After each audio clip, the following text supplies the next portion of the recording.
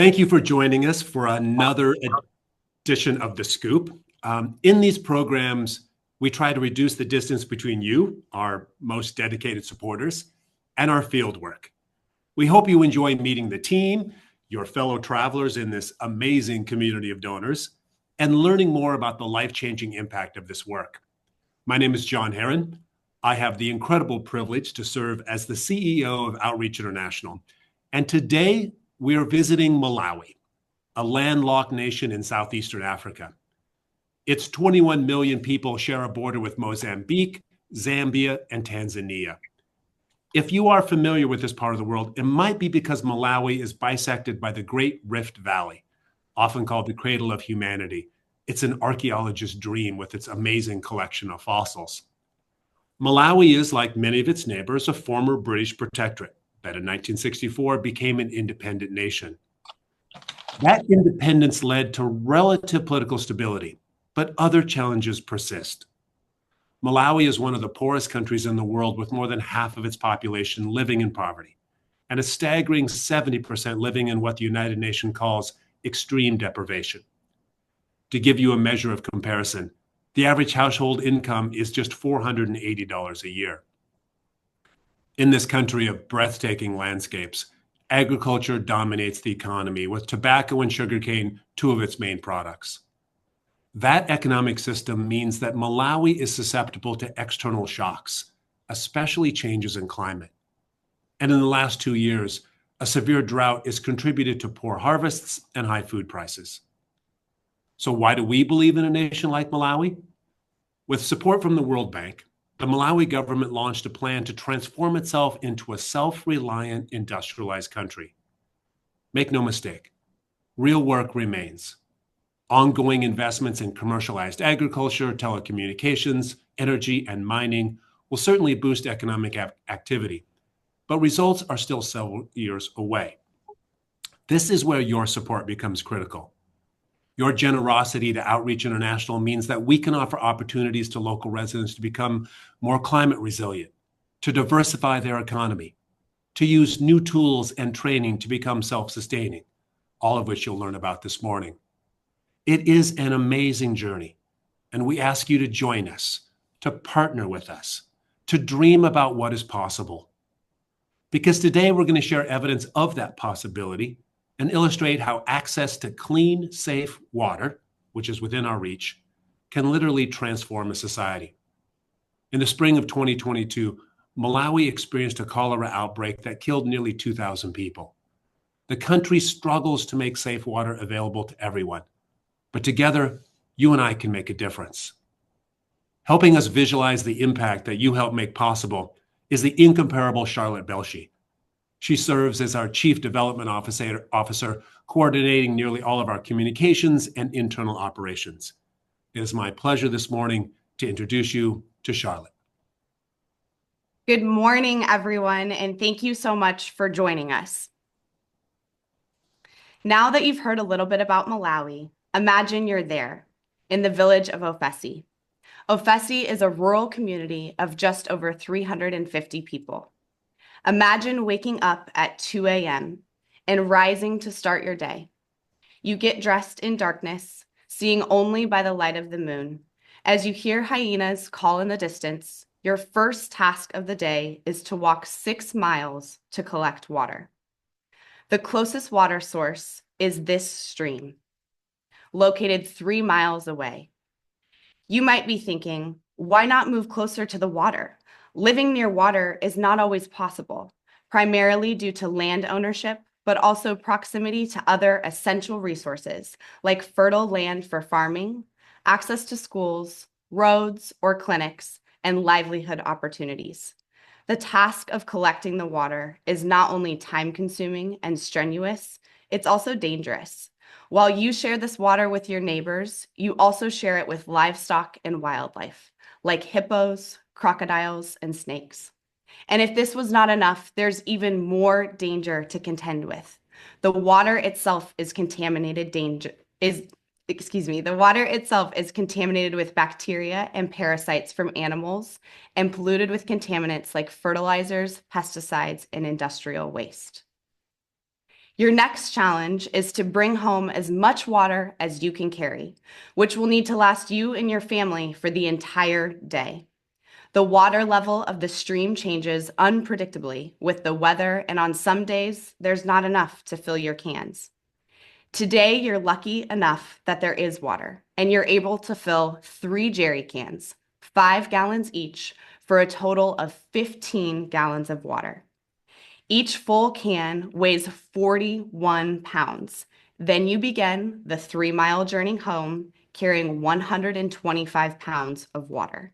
Just think about that for a second. 125 pounds of water on a 3-mile journey. This routine takes you 3 hours to complete, and you must get it done regardless of your health, your age, or the weather. And you must arrive home in time to start your sunrise chores. Perhaps you're making breakfast for your family, bathing your children and sending them to school, and washing laundry and cleaning your home before you begin performing the job that earns income. Now imagine that this is your daily reality every single day, year after year. For millions of people around the world, this isn't a story about some imagined faraway place. It is their life. 2.2 billion people, over 25% of the world's population, lack access to safely managed drinking water. And Malawi is one of the most water-stressed countries in the world. These open sources can dry up completely without warning, forcing people to trek even further away from their homes to find new sources, increasing the time it takes and limiting the amount of water they're able to carry. This water stress is due to a combination of factors, including inadequate water infrastructure, poor water management practices, and climate change intensifying droughts and floods. These open sources are also unsafe. According to the World Health Organization, 70% of people in Malawi rely on unsafe water sources. The ever-present contaminants lead to waterborne diseases like cholera and dysentery. The World Bank reports that diarrheal diseases from unsafe water kill 1.6 million people every single year. Let's pause for a moment and talk about why women are the title of this story. It's because women are at the center of the narrative. Worldwide, women and girls spend an estimated 200 million hours every day collecting water. That's a massive investment of their valuable time that they could be using for something else. In Malawi, the story is no different. It's primarily women and girls who are responsible for fetching water. That's why we're focused on women today, because when there is a problem, it's women who carry the burden. For women and girls around the world, inadequate access to safe water is about more than just time. It's life and death. Obviously, using unclean water comes with health risks for the entire community, but women and girls are exposed to additional hazards when they collect and use unsafe water. When collecting water, carrying so much weight over long distances can cause injuries and long-term physical health problems. These long journeys, often in darkness, expose women and girls to harassment and violence, particularly in isolated areas. Women and girls are also exposed to pathogens when they must stand in stagnant or slow-moving water as they collect it. And the health risks to women don't stop there. Women who must use contaminated water for prenatal care increase their risk of maternal and infant mortality. Clean water is essential for safe childbirth and minimizing the risk of infections in newborns.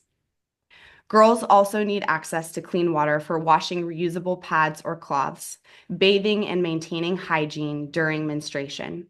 Without clean water, girls are forced to reuse unwashed or poorly cleaned materials, increasing the risk of urinary and reproductive tract infections. There are also significant barriers to education. Sick children don't go to school. Dirty children don't learn well. Thirsty children don't play. Also, time spent fetching water is often time out of school. Girls are more than twice as likely as boys to be pulled out of school to collect water for their household. In many parts of rural Malawi, schools do not have reliable access to safe water, making menstrual hygiene management nearly impossible for girls in school. A 2021 study in Malawi found that only 13% of girls reported having access to both soap and clean water at school during their periods. This lack of access, in addition to cultural taboos surrounding menstruation, cause many girls to drop out when they reach puberty. Those that do continue their education often stay home for 1 week of every month, missing 1/4 of their lessons. There are also barriers to livelihood. With less education comes less economic opportunity. According to the World Bank, a woman's earning potential increases by 20% for each year of secondary education. Dropping out of school costs a lifetime of income. As I've said, access to water is about more than drinking. Time spent gathering water is time women are not earning income. $260 billion is lost globally each year because women must spend time carrying water instead of pursuing income-generating work. And we know that when women thrive, the whole community thrives. I'm going to say that again. We know that when women thrive, the whole community thrives. Studies have shown that when women earn income, 90% of it goes back to their families and communities. All of this data makes it clear that the lack of access to safe water is a massive issue in urgent need of solutions. And Outreach is tackling this issue one community at a time. When Outreach International partners with communities, we don't come in with a blueprint. We come in with a process, one that helps people identify their own priorities and lead their own change. And time again, across the countries where we work, it's women who show up, it's women who organize, and it's women who lead. In fact, across outreach-supported communities, 70% of the groups are made up of women. And when it comes time to elect leadership, women are voted into 65% of those roles by their peers. That's not by chance, that is certainly by choice. In Ofesi, residents elected 15 leaders to help guide their collective future. One of the first challenges they chose to address together was access to clean water. But here's the key difference. Outreach doesn't just install wells. We walk alongside communities to help them design solutions they can manage and maintain themselves. This means the community makes the decisions, owns the outcome, and leads the work. In Ofesi, they chose to install a borehole well. This is a deep, narrow well drilled into the ground to tap into the underground water table. Unlike open sources and surface water sources, boreholes drill so deep that they're able to reach clean, safe water that is protected from contaminants. Borehole wells are especially effective in rural areas, and when properly maintained, they can provide a sustainable, long-term source of water. And you know us at Outreach, we're all about that sustainability. Nearly 4,000 people across 6 communities now have reliable, safe access to clean water right in their own backyard.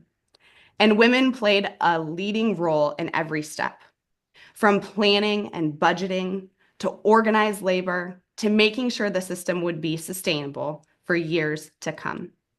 Because when women are part of the solution, they don't just solve water access for themselves, they solve it for everyone. And that's the power of community-led development. It doesn't just create change, it transfers ownership of that change to the people most affected. And more often than not, that is women. Over 12,000 people in Malawi have benefited from Outreach's work in communities across the nation. That includes access to wells, food loans, economic opportunities, road rehabilitation projects, pre-K schools, health clinics, tree planting, and believe it or not, so much more.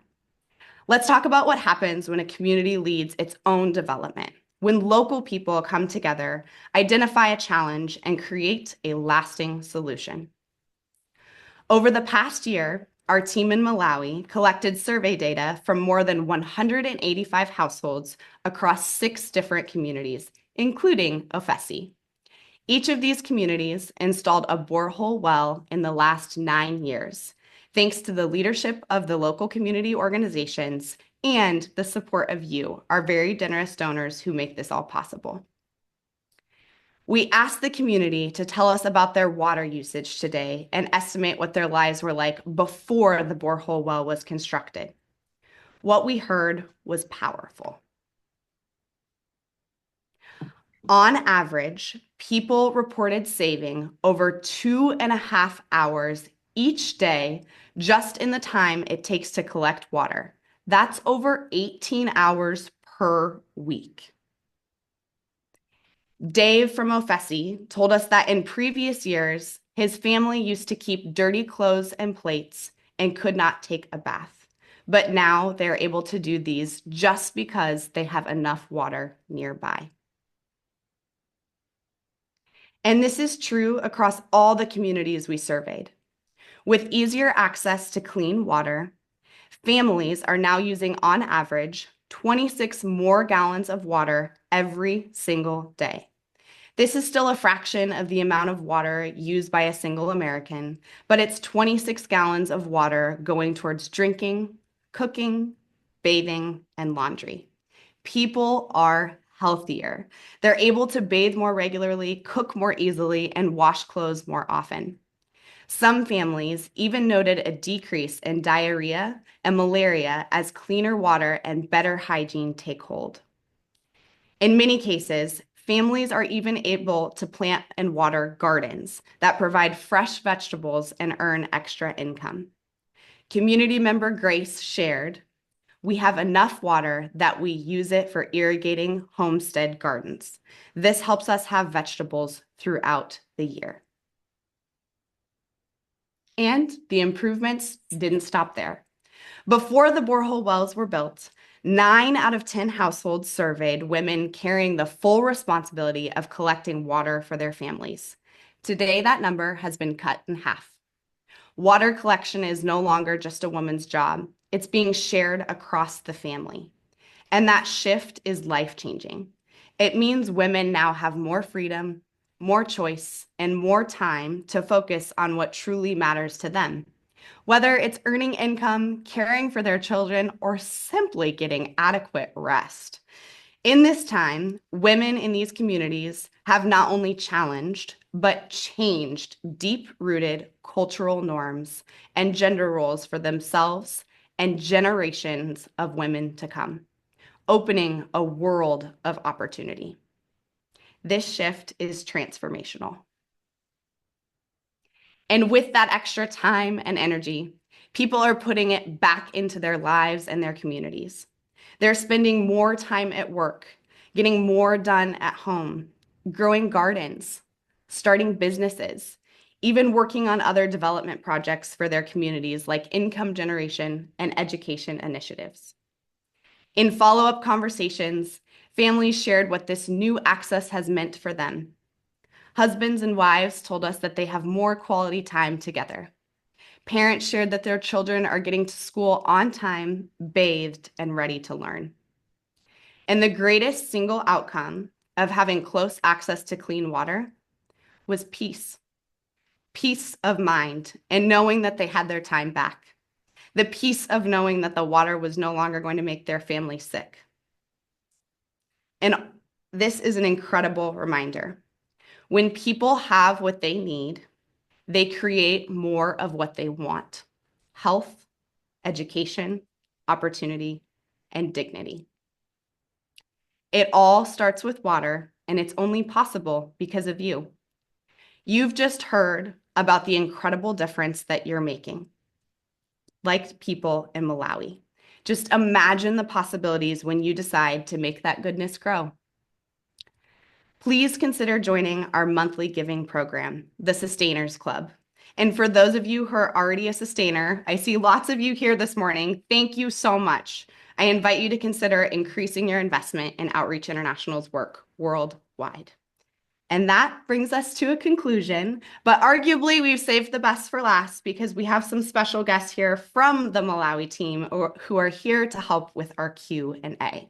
Well, Charlotte, thank you so much. And thank you very much for presenting all the insights and information that we gained from our colleagues in Malawi. It's always so wonderful to learn, and then also, of course, to see the wonderful imagery that brings us just so much closer to the work that is happening in Malawi through our community partners, but then also our program partner there.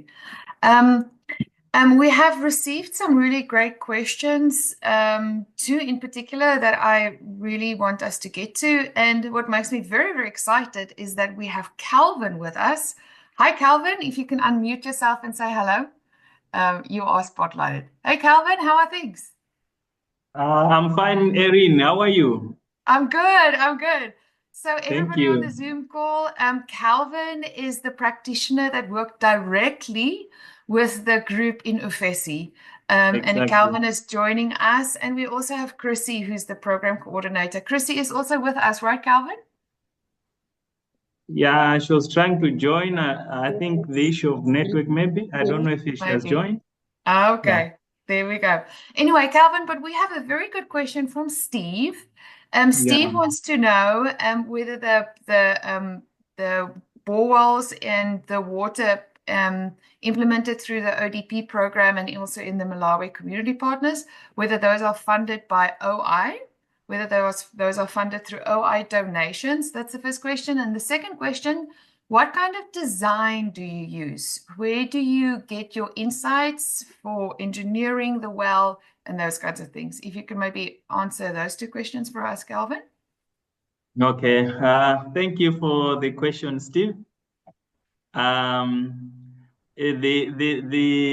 boreholes were drilled and were funded by Outreach International, but the community members, they had to write the proposal, and after submitting the proposal, that's when they got the funding. To talk about the design here in Malawi, in districts, we have water board. Water board is an institutional that normally thank you, Chrissy.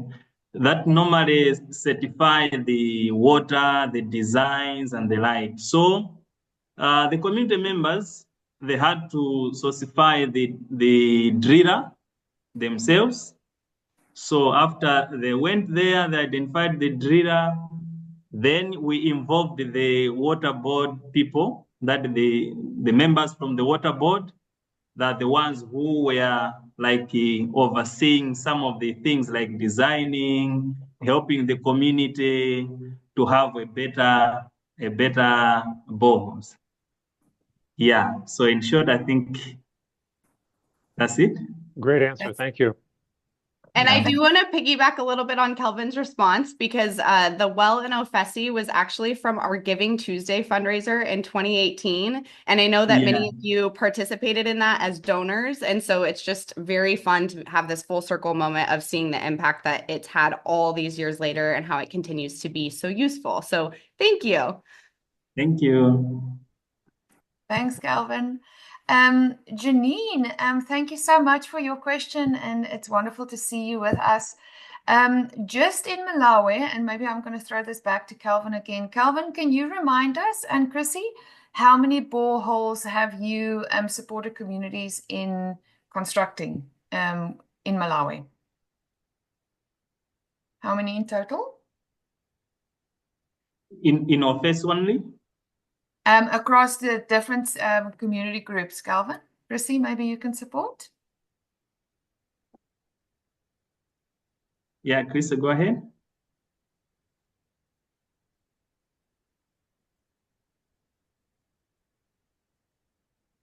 Hi, Edin. So thank you for this opportunity.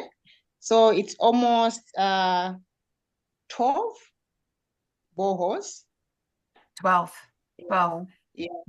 That Great. is others from the phased over communities and others from the current communities. Great. Yeah, that is the recently graduated ones.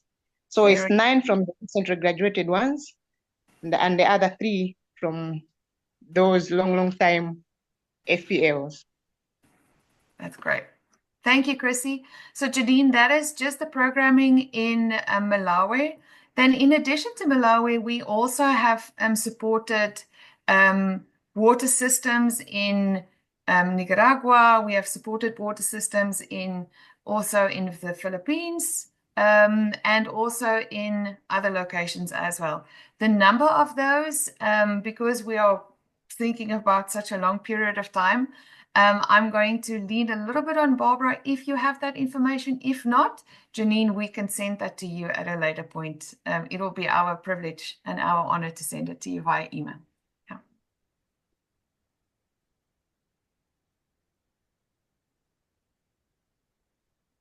Okay. Any other questions?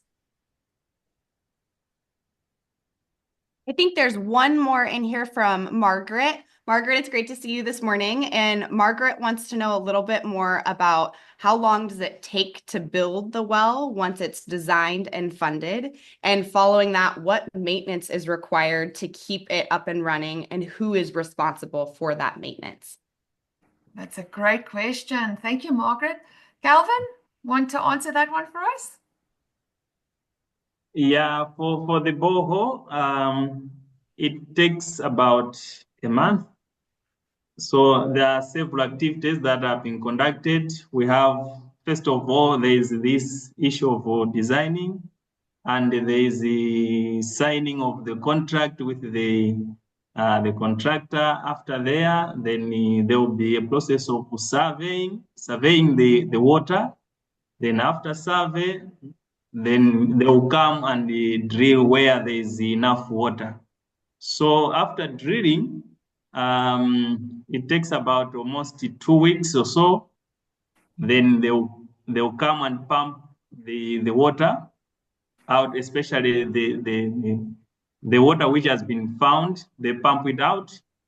From there, then they come with the installation of the borehole. So all these activities, it can take close to a month. Yeah. That's very nice. Excellent. Thank you, Calvin. And how about maintenance? Who maintains these water systems? Yeah, thank you.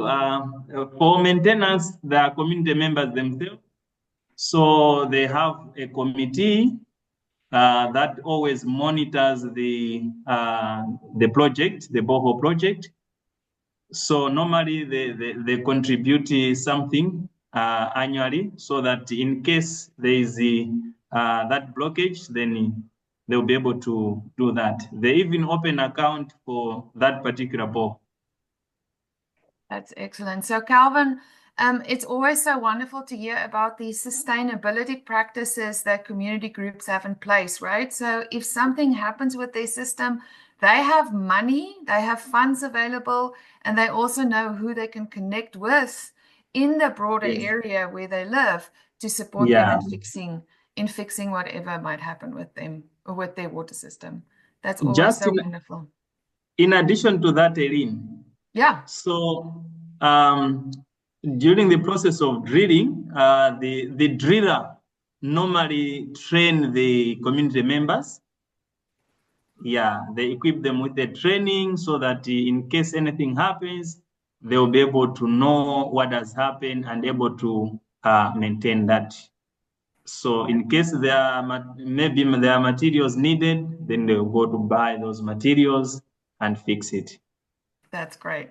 That is Sure. so important for sustainability, Calvin. The next question comes from Laura, and it's also, I'm going to throw this back to you, Chrissy, and Calvin too. Maybe Chrissy, you can give us on average, if you think about the 12 initiatives with ODP, on average, what is the cost of a project like that in US dollars?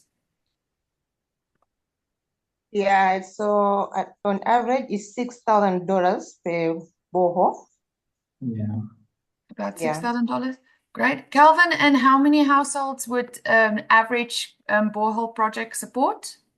Just as a reminder. Yeah, minimum is 50, 50 but it households? can, yeah, 50 households, but it can go beyond that up to 100. Where there's a scarcity of water, people still need to go to that particular bore. It can even go beyond 150. Yep. Yeah, Yep. it depends. It depends on the scarcity of water. Exactly. And so there would be neighboring households that can walk, right? Yeah. There are to- communities around. They also go and benefit from those bores. Yeah, great. Thank you, Calvin. Charlotte, I think we have reached the top of the half of the Yes. hour. We have, and there are some questions that are still coming in. So please, if you do have questions, you can direct them to us at info@outreachmail.org, and we would be more than happy to continue this conversation with you and get you the answers that you need. But I want to go ahead and conclude us this morning, and just with a lot of gratitude for everybody on the call, both to Chrissy and Kelvin. Thank you so much for being our program partners and making this work possible. It's really an honor to see you both here this morning. And then to all of our donors, thank you. We're so grateful that you make this work possible. And again, it's so great to see your smiling faces on the call as well. So again, I'm concluding with gratitude, and we'd really ask you to deepen your investment in outreach so that we can continue to make this goodness grow. So thank you so much, everyone. We really appreciate it. Thanks for being here this morning. Thank you. Bye.